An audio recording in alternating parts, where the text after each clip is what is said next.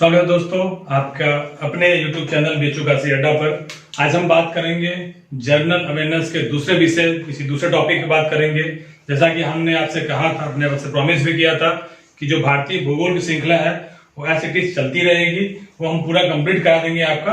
और साथ ही साथ जनरल अवेयरनेस में किसी एक विषय पे हम बात करते रहेंगे, तो साथ साथ में आपका जनरल अवेयरनेस का भी कोई एक विषय कंप्लीट होता रहेगा जो कि मतलब परीक्षा की दृष्टि से बहुत महत्वपूर्ण हो। उसका हम करंट अफेयर भी थोड़ा कंप्लीट करा देंगे और उसका पूरा ऐतिहासिक पृष्ठभूमि पूरा देख लेंगे। तो पर्टिकुलर किसी एक विषय पे हम बात करते रहेंगे। तो आज उसी दूसरे टॉपिक पे हम बात करने जा रहे हैं, जो दूसरा वीडियो जनरल अवेयरनेस का जिसपे हम बात करेंगे वो है जीआई टैग के बारे में। आपने नाम सुना ही होगा जीआई टैग, जिसको भौगोलिक संकेतक भी कहते हैं, भौगोलिक संकेत कहते हैं। तो आइए जानते हैं कि मैंने लिखा हुआ है यहाँ पे कि जीआई टैग है क्या। सबसे पहले जानते हैं जीआई टैग है क्या, जो भौगोलिक संकेत होता है वो है क्या, उसका यूज क्या है। तो देखिए जीआई टैग है क्या, आखिर जब बात करते हैं तो हम देखते हैं कि जैसे किसी क्षेत्र में या किसी देश में, किसी प्रदेश में जो वहां की कोई विशिष्ट वस्तु होती है, किसी क्षेत्र, देश, प्रदेश ना, कोई जगह ऐसी जहां का किसी जगह पर्टिकुलर जगह का कोई विशिष्ट वस्तु हो, चाहे वो कृषि में आती हो, चाहे औद्योगिक हो, चाहे प्राकृतिक हो। इसको ध्यान दीजिएगा, चाहे कृषि हो, औद्योगिक हो, चाहे प्राकृतिक हो, चाहे कोई मिठाई हो, इन सब सारे चीजों को जो वहां की कोई फेमस वस्तु हो, जिसकी एक विशिष्ट पहचान हो, उसको जीआई टैग देने का प्रावधान हमारे देश में है। ठीक है, तो आपने जाना कि जीआई टैग है क्या।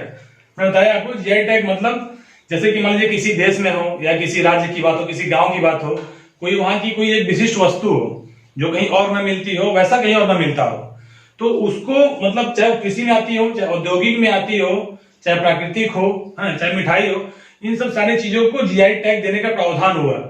तो जो जीआई टैग देने का प्रावधान हुआ वो कब से हुआ, मैंने बताया कि क्या है जो जीआई टैग देने का प्रावधान हुआ। सबसे पहले उसके लिए एक एक्ट बना। एक्ट क्या बना, जीआई टैग पंजीकरण,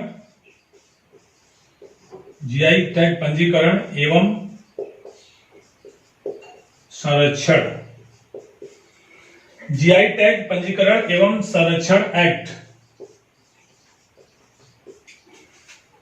जीआई टैग यानी भौगोलिक संकेतक पंजीकरण एवं संरक्षण एक्ट आया था, इसको याद रखिएगा। 1999 में एक्ट आया था। ये जो जीआई टैग था पंजीकरण और संरक्षण एक्ट आया था 1999 में आया था, लेकिन लागू कब हुआ था, यह लागू हुआ था आपका 15 सितंबर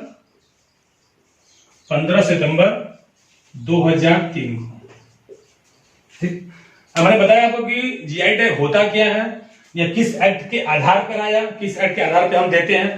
तो जीआई टैग में मतलब जैसे कोई विशिष्ट वस्तु हो किसी जगह का या किसी पर्टिकुलर व्यक्ति द्वारा, किसी संगठन द्वारा, किसी राज्य द्वारा, तो उनको जीआई टैग के रूप में एक चिन्ह दिया जाता है, जो उनकी स्पेशलिटी होती है, जो उनकी विशिष्ट पहचान होती है। तो इस एक्ट को लाया गया 1999 में। वह एक्ट लागू कब हुआ, 15 सितंबर 2003 से वह एक्ट लागू हो गया। तो इतना इसमें ध्यान दीजिएगा। आइए अब आगे बात करते हैं इसमें।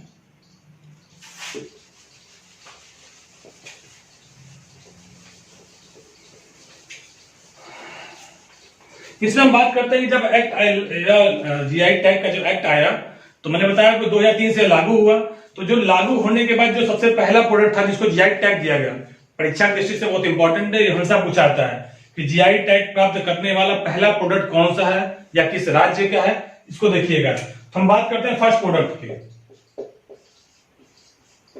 जब हम फर्स्ट प्रोडक्ट की बात करेंगे कि जीआई टैग प्राप्त करने वाला पहला प्रोडक्ट कौन था, तो जीआई टैग प्राप्त करने वाला पहला प्रोडक्ट था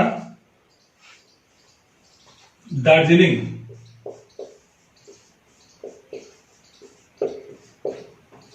दार्जिलिंग की चाय।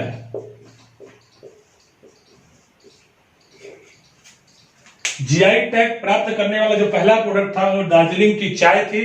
इसको किस राज्य को दिया गया था, यह विशेष रूप से किस राज्य को दिया गया था, यह दिया गया था पश्चिम बंगाल को। यहां प्रश्न बनता है इसी तरह कि जीआई टैग प्राप्त करने वाला पहला राज्य कौन सा है। जीआई टैग प्राप्त करने वाला पहला राज्य पश्चिम बंगाल है। जीआई टैग प्राप्त करने वाला या भौगोलिक संकेतक प्राप्त करने वाला पहला प्रोडक्ट कौन सा है, दार्जिलिंग की चाय है। उसका विशेषाधिकार किसको दिया गया है, पश्चिम बंगाल को।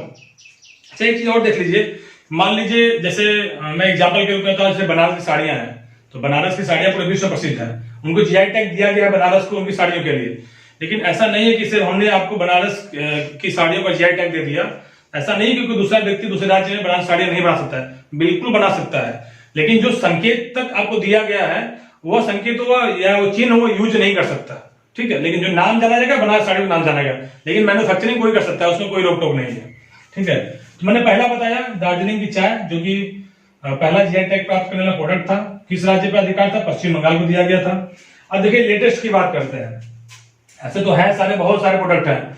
कुल अगर प्रोडक्ट की बात करेंगे तो लगभग हमको लगता है कि कुल अब तक कुल लगभग 361 प्रोडक्ट को दे दिया गया है। अब तक कुल 361, यानी 2004 से। अच्छा ये देखिए, जो दार्जिलिंग की चाय को दिया गया था जीआई टैग 2004 में दिया गया था। 1999 में एक्ट बना, फिर 15 सितंबर 2003 से लागू हुआ। 2003 में लागू होने के बाद 2004 में दार्जिलिंग की चाय को ऐसा पहला प्रोडक्ट था जिसको जीआई टैग दिया गया। पश्चिम बंगाल का उस पर अधिकार था। उसके बाद अब तक कुल 361 प्रोडक्ट को जीआई टैग दिया जा चुका है। तो 361 प्रोडक्ट को याद करना मतलब वो थोड़ा सा हेक्टिक है, वो कोई याद करता नहीं है। पहला प्रोडक्ट देखिए, और जो लेटेस्ट प्रोडक्ट को जीआई टैग दिया था उसको याद करना पड़ता है। तो अभी अगर लेटेस्ट की हम बात करें, अभी हम लेटेस्ट की अगर बात करेंगे कि लेटेस्ट में कौन सा प्रोडक्ट है, तो जब लेटेस्ट की बात करेंगे तो गोरखपुर में एक टेराकोटा होता है। गोरखपुर का में एक टेराकोटा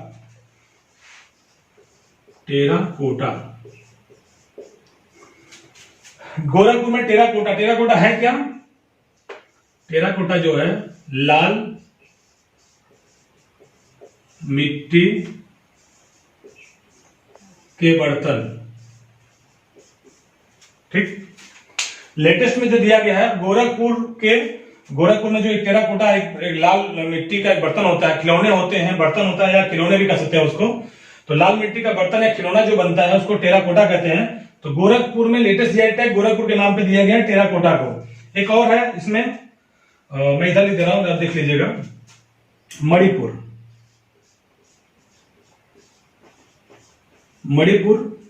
मणिपुर में जो एक पैदा होता है, क्योंकि मैंने आपसे बोला था कि चाहे औद्योगिक हो, चाहे कृषि हो, चाहे प्राकृतिक हो, चाहे मिठाई की बात हो, इस सबको काउंट करें, सबको जीआई टैग दिया जाता है। तो मणिपुर में कहता है ब्लैक राइस, काले चावल की बात होती है, ब्लैक राइस।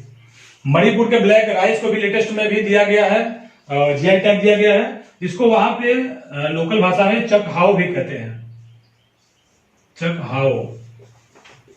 ये एक चिपचिपा प्रकार का चावल होता है, ठीक है। तो मणिपुर के ब्लैक राइस को भी लेटेस्ट जीआई टैग दिया गया है, जिसको वहां के लोकल भाषा में चकहाओ कहते हैं। गोरखपुर के टेराकोटा को भी दिया गया है। उसके बाद कश्मीरी केसर को भी, कश्मीर के केसर को भी अभी हाल ही में जीआई टैग दिया गया है। तो लेटेस्ट आप याद रखिएगा, गोरखपुर के टेराकोटा को, जो लाल मिट्टी के बर्तन होते हैं या खिलौने होते हैं, उनको दिया गया है जीआई टैग लेटेस्ट में। मणिपुर में जो ब्लैक राइस होता है, जिसको वहां के लोकल भाषा में चकहाओ कहते हैं, जो एक चिपचिपा प्रकार का चावल होता है, ठीक है। तो मणिपुर के ब्लैक राइस को भी दिया गया है जीआई टैग लेटेस्ट में। और कश्मीरी केसर को भी जीआई टैग अभी हाल ही में दिया गया है। तो पहला याद रखिएगा, लेटेस्ट याद रखिएगा। इसके बाद भी कोई आएगा तो करंट का इशू रहेगा, उसको आप देख लीजिएगा, क्योंकि इतना कोई याद नहीं करता है। क्योंकि मैंने बताया टोटल प्रोडक्ट लगभग 361 या 362 लगभग है, ठीक है। आइए आगे थोड़ा चलते हैं।